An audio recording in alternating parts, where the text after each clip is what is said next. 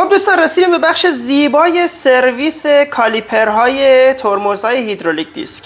اینجا ما چند مدل رو آوردم براتون. کالیپرهای ترمز هیدرولیک دیسک زوم، کالیپر شیمانو M485 و کالیپر شیمانو دئوریکستی مدل M8000 که حالا از لنت‌های رادیاتور هم داره استفاده میکنه. امروز میخوام داخل این ویدیو بهتون تفاوتاشو بگم که اگه خواستید هوایگیری کنید باید به چه نکاتی توی هر کدوم توجه داشته باشید. خب دوستان، الان دو رده شیمانو دارید تو دسته من میبینید. یکی XT M8000 و این مدل شیمانوی M485. همونطور که دارید نگاه میکنید اینجا ما ورودی شیلنگ رو داریم که از اینجا روغن رو وارد میکنیم و از طریق این شیلنگ وارد کتی میشه و از تو کتی روغن کثیف خارج میشه. حالا یه سری دوستان مشکل داشتن توی ترمزهای رده پایین و حتی تو ترمزهای تکترو، ترمزهای نات، ترمزهای ایکس پارک. دوستان اینا بیسشون کاملا شبیه هم دیگه است، فقط و فقط تفاوتشون توی جنس ها و متریالی که داخلشون به کار رفته، وگرنه بیس کاملا مشابهه و روغن از اینجا وارد میشه و توی مجاری که اینجا قرار داره روغن پشت پیستون قرار میگیره و از هر دو طرف پیستون رو به دیسک سفت میکنه. ولی توی یه سری از ترمزهای رده پایینی که حالا ما داریم میبینیم قطع کنه شیلنگ نداریم. یعنی ما شیلنگ رو که از اینجا وارد میکنیم خب قطع کن نداریم و مستقیم با پیچ درپوشش رو ببندیم. مخصوصا توی ترمزهای تکرو ما اینا زیاد داریم میبینیم. حالا توی ترمزهای مناچرشو بردارم. توی ترمزهای شیمانو ما دو مدل داریم. یه مدلشون پیچ قطع کنشون این پایین تعبیه شده و شما وقتی شیلنگ رو میذاری این پیچ رو کمی شل میکنید، مجاری باز میشه و روغن تزریق میشه. یه مدلشون هم هست مثل این مدلی که الان دارید اینجا میبینید. این پیچ رو شل میکنید، سرنگ رو که الان سرنگاش مشابهش اینجاست، سرنگ رو از اینجا میزنید، روغن رو وارد میکنید و وقتی که روغن وارد شد دوباره باید همین پیچ رو صفر کنید، چون اگه سفتش نکنید دوباره دقیقاً با کوچکترین حرکت کتیر کل روغن از اینجا میریزه بیرون و دوباره متاسفانه هوا میگیره سیستمتون. خب دوستان، یه سری از ترمزها هست که این قابلیت رو ندارن که ما به طور مستقیم بهشون شیلنگ وصل کنیم و حتی قطع کن هم ندارن. یه دونه پیچ درپوش میذارن اینجا و همون پیچ درپوش باید بهش تبدیل وصل کنیم و روغن رو تزریق کنیم. به محض این کار میتونیم سری روغن رو خارج کنیم و پیچ درپوش رو سر جاش بذاریم که هوا نگیره. مثل چی؟ مثل ترمزهای زوم، ترمزهای قدیمی تکترو و یه سری از ترمزهای نات و ایکس پارک و خلاصه هرچی ترمز فیک داخل بازار دارید میبینید از این سیستم دارن استفاده میکنن. الان من به عنوان مثال این پیچ درپوش رو ور میدارم. حواستون باشه فقط این واشر گم نشه. این واشه گم بشه از همینجا نشتی روغن شما دارید و دیسکتون رو متاسفانه چرب میکنه. ولی این قسمت شما برای همچین ترمزها که محل اتصال شیلنگ روغن ترمز رو نداره شما باید تبدیل استفاده کنید. توصیه بهتون میکنم یه همچین کیتایی رو یک بار واسه همیشه تهیه کنید. قیمتش بین 700,000 تومان به بالاست. حالا دیگه بخواد ترمزهای انگلیسی یا ترمزهای اوید اینا رو بخواد نصب کنید اکثرشون رو پاسخگوه. حالا اونا مثلا کیتای ترمز حرفه‌ای که قابلیت‌های بیشتری داره و برندتر از طبیعتا تا 2 میلیون، 3 میلیون و حتی 4 میلیون هم داخل بازار دیدم. اینجا دقت کنید انواع و اقسام سری‌ها و یه سری ادوات ابتدایی داخلش هست مثل آلن ستاره و یه دونه آچار 7. این ادوات که داخلش هست تبدیل انواع ترمز هاست که به عنوان مثال این ترمز اینجا بسته میشه. خب دقت کنید خودشون واشر دارن، نیاز نیست واشر اون پیچ رو در بیاد که بعداً گم بشه. این ترمز اینجا بسته میشه. الان این متعلق به ترمز زوم نیست، من نمونه براتون بستم. میگردید پیدا میکنید، اینو بهش وصل میکنید و از همینجا روغن رو وارد میکنید. روغن از این قسمت وارد شیلنگ ترمز میشه و به کتی میرسه و همونطور که تو ویدیوی قبلی بارها و بارها بهتون نشون دادم وقتی که داخل کتی هواگیری شد ترمزتون صفر شد شما این پیچ رو شیلنگ رو در آن باید به محض اینکه خارج کردید باید پیچ خودش رو که اینجاست آماده داشته باشید، ببندید سر جاش که روغن دوباره خارج نشه، چون سریع روغن خارج میشه ازش. به خاطر همین ترمز کلا هواگیری های این مدل ترمزها کلا یه مقدار سخت هست ولی شدنیه. یعنی نشد نداره، یه ذره سخت، اذیت میکنه. طبیعتاً با آسونی ترمزهای شیمانو و تکتروهای جدیدی که داخل بازار داریم میبینیم و حتی ترمزهای رد بالاتر، خب طبیعتاً با آسونی اینا نیست، چون اینا دیگه آب خوردنه، ولی خب شدنیه، سخت نگیرید. خب ما این کیت رو فعلا بهش نیازی نداریم، چون امروز فقط میخوام داخل کالیپرها رو به شما نشون بدم که بدونید که چه خبره و چه جوری داره کار میکنه، که از باز کردن و سرویس کردن دوچرخه‌تون نترسید. این سرنگا هم که دوستان دارید اینجا میبینید به همراه یه دونه قطع کن دقیقاً داخل همون کیت هست که خیلی سرنگ‌های قوی هستن و کارتون رو راه میندازن. این چیپ ترین و ارزون ترین کیت هواگیر ترمز داخل بازاری که قیمتش الان حدود 800,000 تومان، ولی خب به عنوان مثال کار من تعمیرگاه رو این داره راه میندازه. حالا دیگه اون حرفه‌ایش که دیگه جای خود داره، ولی خب میگم دیگه وقتی کار من تعمیرگاه رو داره راه میندازه، یعنی دیگه استفاده شما هر مدل دوچرخه داشته باشید میتونید روی این کیتا حساب کنید. خب میریم سراغ این مدل. دوستان یه سری از مدل ها هست که شما دارید اینجا میبینید اتصالشون بدین گونه است. یه سری از مدل ها هم هست که اصلا اتصالشون کلا شیلنگ مستقیم وارد خود کالیپر میشه، که اصلا ما به این دو مدل اتصالا فعلا کاری نداریم. الان اتصالاتش رو باز میکنیم با هم ببینیم داخلش چه خبره.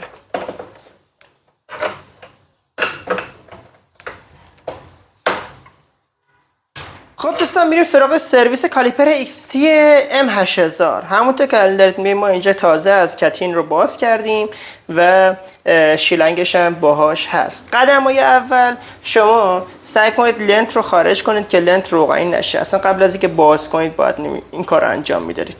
دوستان لازم به ذکر بهتون بگم این ویدیو زیاد به درد دوستان داخل ایران نمیخوره، بیشتر به درد دوستانی میخوره که تو اتحادیه اروپا هستن و متاسفانه قیمت سرویس و نگهداری دوچرخه‌شون به شدت بالاست و این ویدیو بیشتر داره برای اونها ضبط میشه. دوستان که داخل ایران هستن هم حتی الامکان سعی کنن خودشون از این کارا نکنن.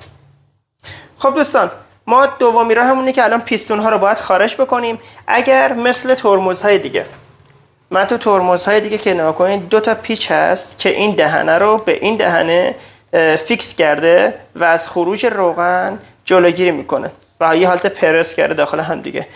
شما توی این مدل ها کافیه برای درآوردن پیستون شیلنگ باد رو با فشار بگیرید این قسمت و این هم خروجی باد رو هم حتما ببندید. حالا یا موقع با دست بگیرید تفاوتی نداره. وقتی با فشار باد بگیری پیستون ها اینجا میفته بیرون. پیستون ها که افتاد بیرون پیستون رو سرویس میکنید دوباره میذاری سر جاش، ولی اول باید پیستون ها بیفته بیرون بعد اینا رو سرویس بکنید. خب ولی توی مدل های رد بالاتر ما این اختیار رو نداریم که این دوتا رو بخوایم بعدش باز بکنیم. من اگه بخوام این پیچ ورودی روغن رو باز بکنم عملا این قسمت کالیپر آزاد میشه و دیگه فشار بادی روش نخواهیم داشت. پس فشار باد رو ترجیح میدم برای این مدل از داخل شیلنگ داشته باشه.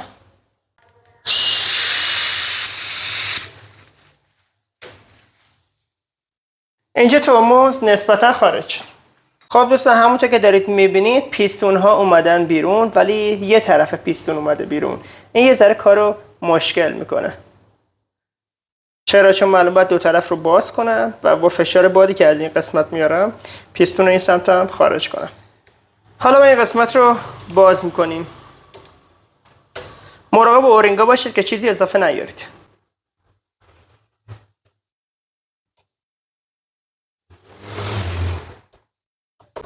دقت کرده باشید پیچ این قسمت دستم من نکن چه روغن سیاهی داخلشه. دقت کنید پیچ این قسمت دقیقاً شبیه قلاویزه. 3 تا شیار اطرافش داره.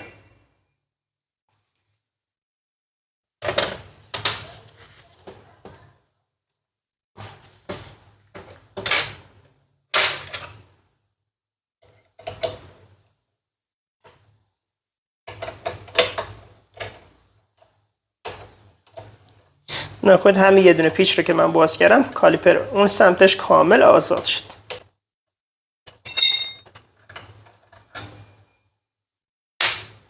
خب دوستان، ما الان دو طرف کالیپر رو باز کردیم. خیلی جالب بهتون بگم این دو تا پیچ وقتی روی همدیگه قرار میگیرن و این پیچ داخلش میره، این پیچ رو به همین دلیل شیاردار طراحی کردن برای خروج روغن از این سمت کالیپر که میخواد به سمت کالیپر دوم حرکت کنه و پیستون دوم رو فشار بده، که ما اون ته انتهای این سوراخ که داریم یه دونه سوراخ داریم میبینیم که خروجی روغن است به سمت پشت این پیستون.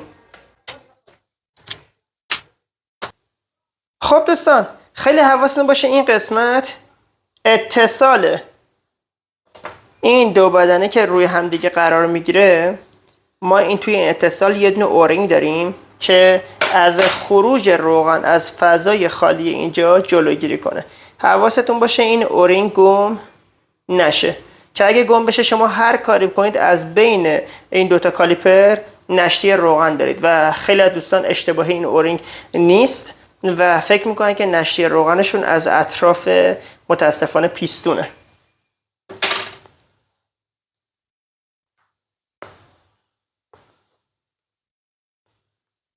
روغن داخلش رو ببین چقدر سیاهه.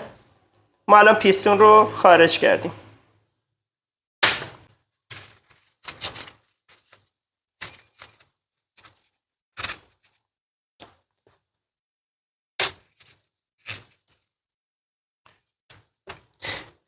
حالا دوستان خیلی جالبه چطور ممکنه از دور این پیستون روغن خارج نمیشه و روغن با تمام قدرت داره این پیستون رو به سمت دیسک هل میده. به خاطر این واشری که دارید شما اینجا میبینید. سعی کنید حتی الامکان اون واشر رو در نیارید. یه دونه اورینگ کامل اینجا هست، یه اورینگ خیلی پهن که از خروج روغن جلوگیری میکنه. این سوراخی هم که دارید اینجا میبینید ورودی روغن هست.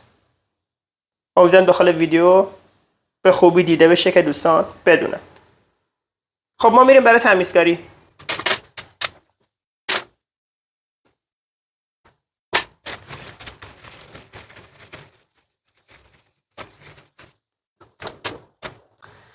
خب دوستان، برای این قسمت این پیستون اول بود که زیادی درگیر بود، پیستون دوم خارج شد و پیستون اول موند. برای این قسمت شما دستتون روی خروجی میگیرید و از یک سمت باد و فشار میگیرید. فقط حواستون باشه دستتون رو طوری روی این پیستون بگیرید که محکم نخوره تو صورتتون، چون اگه حواستون نباشه ممکنه کار دست خودتون بدید.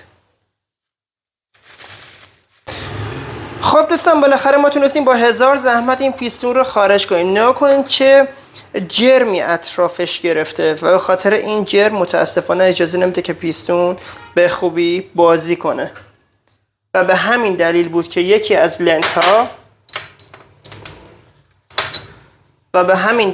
این لنت از این لنت بیشتر سابیده شده بود، چون یکی از پیستون ها میومد جلو و اون یکی عملکرد کمتری داشت. یه نکته مهم دوستان، فقط خواهش میکنم برای درآوردن پیستون از داخل کالیپر متوسل به انبر قفلی و انبر دستایه نشید، چون اگر کوچکترین خراش این اطراف برداره شما نشتی روغن رو خواهید داشت و هیچ کارش هم دیگه نمیتونید بکنید مگر اینکه این پیستون رو به تراشکاری براتون لنگش رو بسازه. و نکته بعدی دوستان، برای پاک کردن این جرم های اطراف شما میتونید از سنباده های نرم استفاده بکنی که این جرم رو پاک کنید. تکرار میکنم، سنباتی بسیار نرم استفاده کنید که این قسمت رو خط و خش نندازه. خب دوستان، نوبت قرارگیری پیستون داخل کالیپر رسیده. شما قبل از اینکه این پیستون رو بذارید حواستون باشه این قسمت گودی رو داخلش بذارید و این قسمتی که چهار طرفش حالت شیار داره این قسمت رو نذارید. این قسمت پشت لنت قرار میگیره، جا به جا فشار ندید که کارتون دو برابر میشه.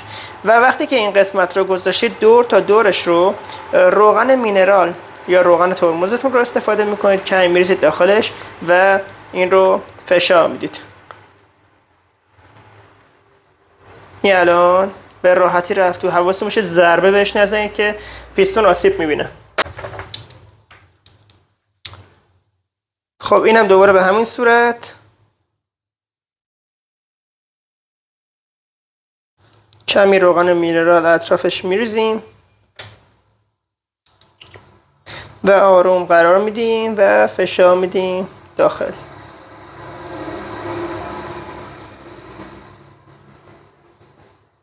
به همین سادگی. سطح کار رو دوباره تمیز میکنیم. حواستون باشه این اورینگ گم نشه.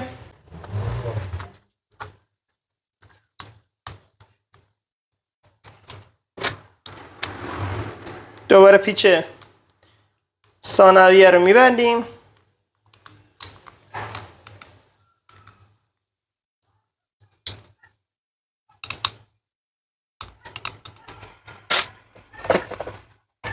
دوستان قبل از اینکه شیلنگ رو دوباره بگیرید توصیه بهتون میکنم دوستانی که حالا همکارن دستگاه باد دارن این قسمت رو با فشار باد بگیرن که روغن کثیف از توش کامل خارج بشه، یا حالا دوستان که ندارن داخلش میتونن فوت کنن تا حتی الامکان روغن کثیف خارج شه.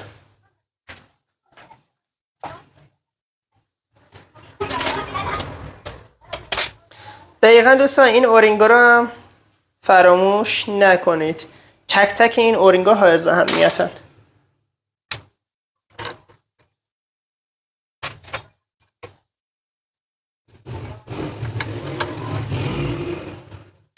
خب دوستان پیش رو ما بستیم.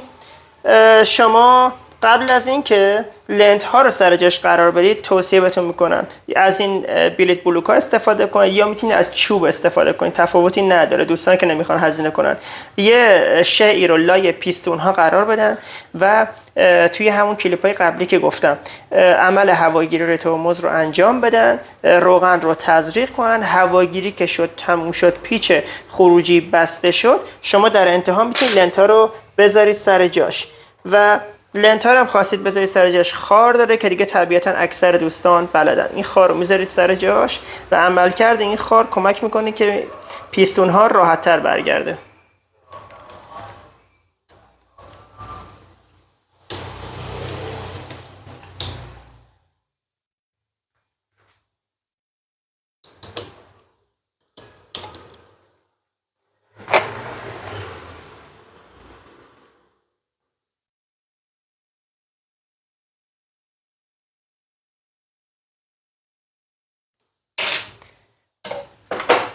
دوستان به همین سادگی پیچ خروجی هم که از قبل بسته بودیم، به همین سادگی شما این کالیپر رو سرویس میکنی و یک عمر استفاده میکنی. پس از باز و بسته کردن سیستم های ترمزتون نترسید، کلش همینه، چیز خاصی نداره. فقط و فقط با ضربه وارد نشید، هیچ آسیبی این دیگه نمیبینه.